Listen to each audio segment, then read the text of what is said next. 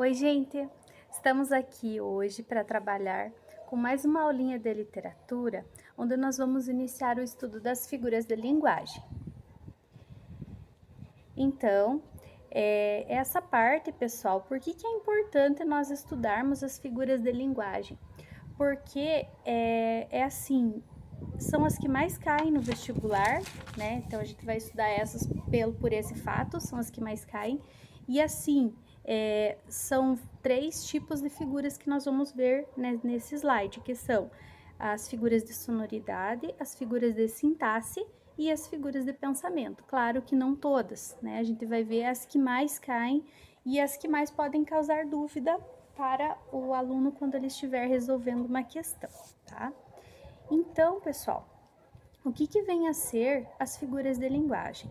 Elas são um recurso, né? Um recurso utilizado dentro da linguagem literária para fazer o quê? Para tornar as mensagens que nós emitimos, que nós transmitimos, que o autor transmite, mais expressivas e mais significativas, né? Então, por isso que a gente encontra as figuras de linguagem geralmente em textos considerados literários. E eles também têm uma característica de ampliar o significado de uma oração, né? Deixar uma oração mais bonita, mais organizada, né? Então, também tem essa característica. Nós vamos iniciar com a metáfora. Vocês podem acompanhar, pessoal, a partir da página 19, mas não está na sequência, tá? Então, a metáfora está lá na página 20, tá? Então, quando vocês, a partir da 19 são as figuras e algumas delas não estão na sequência, então vocês vão acompanhando e também, pessoal, vocês podem ir anotando, porque tem coisas que tem aqui no slide que não tem na apostila, tá? Tem alguns outros exemplos também que eu trouxe para ficar mais fácil de vocês compreenderem, além dos que vocês têm aí na apostila. Então, vocês podem ir pausando o vídeo, podem ir anotando, né, algumas coisas aí na apostila de vocês.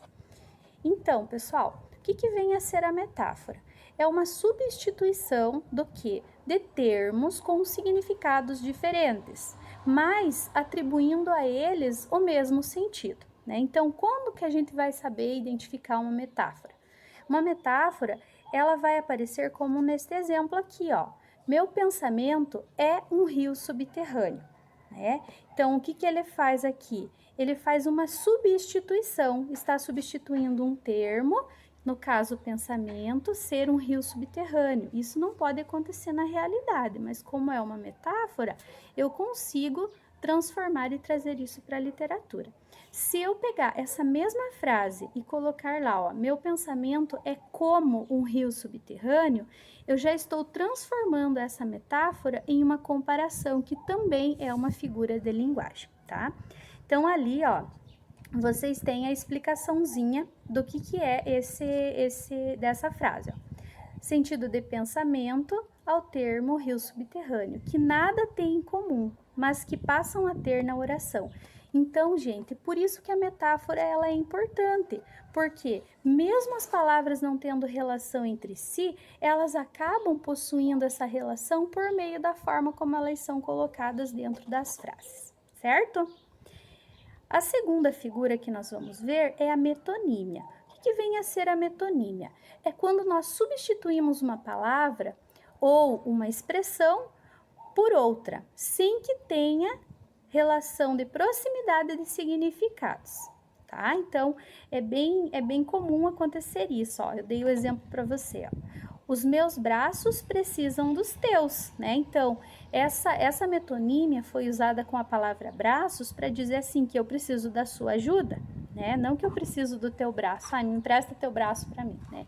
Seria uma forma de você ajudar, né? Ó, como eu coloquei ali, ó, a necessidade que a pessoa tem da presença da outra, não somente dos braços. Tem um outro exemplo aqui que eu coloquei que é interessante, que é bem comum também. Eu adoro ler Maurício de Souza. Você não vai ler o Maurício de Souza, você vai ler as produções de Maurício de Souza, a Turma da Mônica, né, que foi uma produção dele.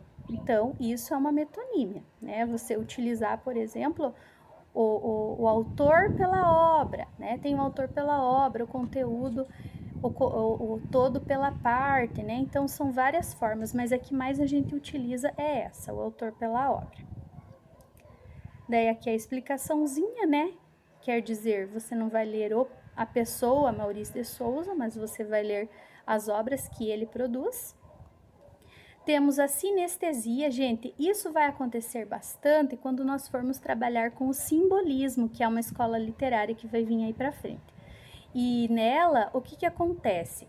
Nós temos o jogo de mistura de sensações. Então, as sensações que são provocadas pelos órgãos do sentido, pelo tato, pelo olfato, pelo paladar, pela visão, pela audição, elas entram em misturas, né? Misturas de sensações, cruzamentos desses sentidos humanos, né? Aí eu coloquei um exemplo aqui, ó. Ela sentiu o sabor frio da derrota. Então, aqui eu tenho o quê? Eu tenho o tato, né? Porque eu só consigo saber se algo tá frio quando eu encosto em alguma coisa, né? O sentir pode ser o cheirar, né? Que tem o olfato e o próprio sentimento da derrota, né? Então, eu tenho esse cruzamento de sentidos, por isso eu tenho a sinestesia, tá?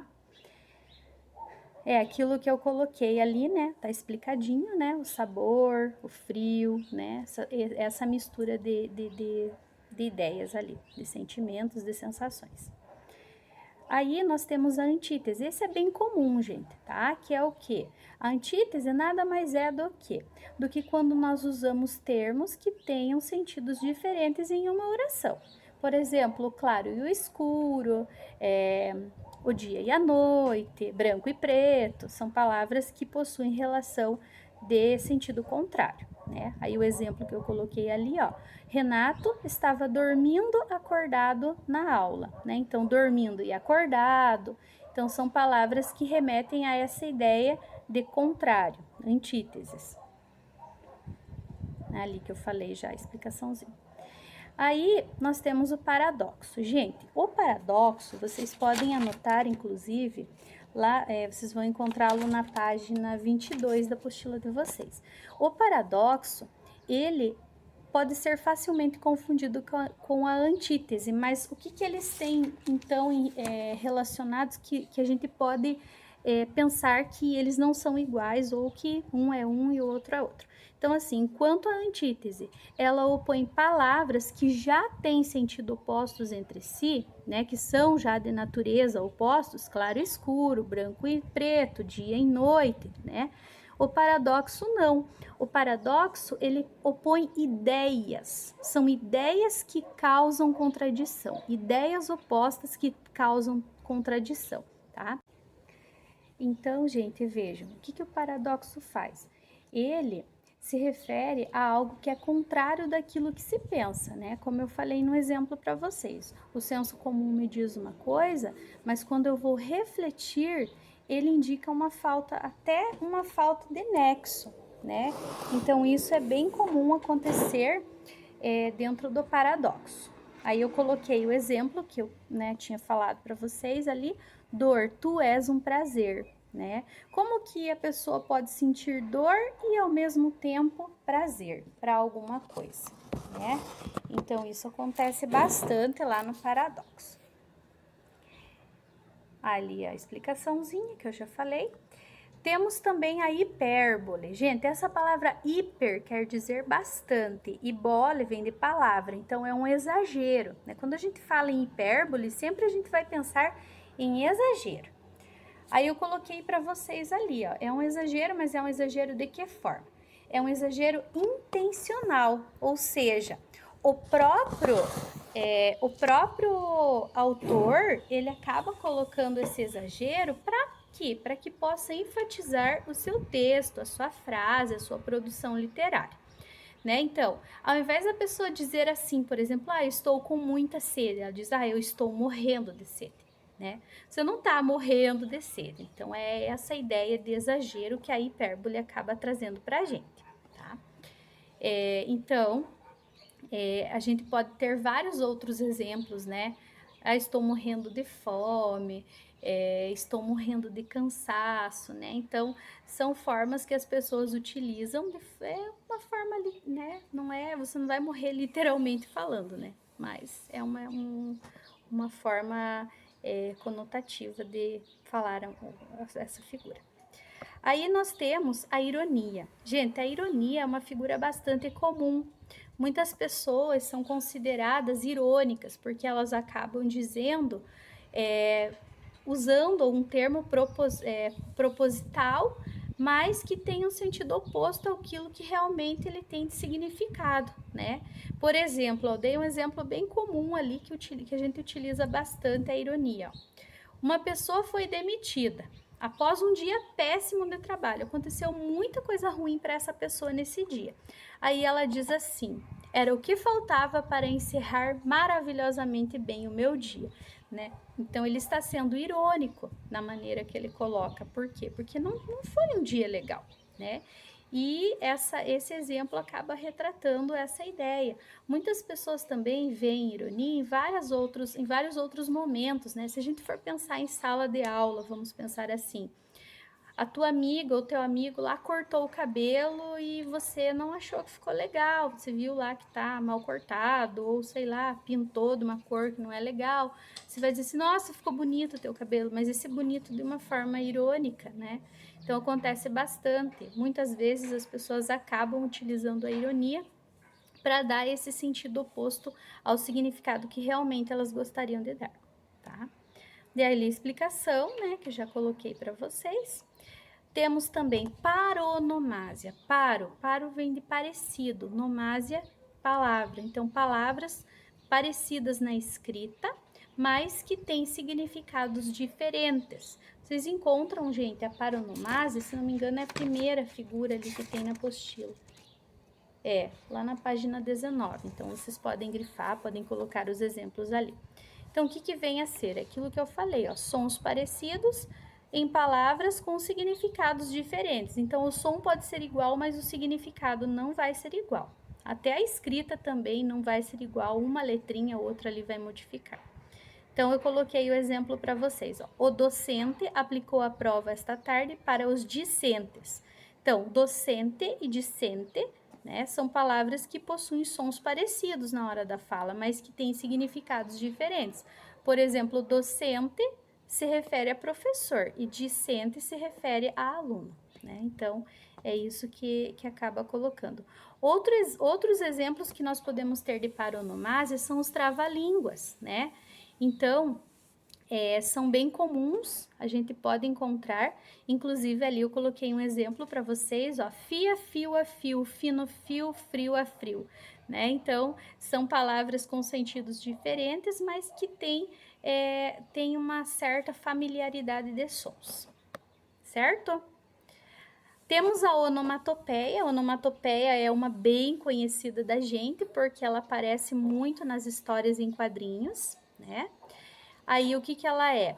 É uma figura de som também, e ela acaba imitando sons de diferentes formas. Então, ali, por exemplo, eu dei o exemplo para vocês, ó. O vrum vrum dos carros nas grandes cidades é muito ensurdecedor.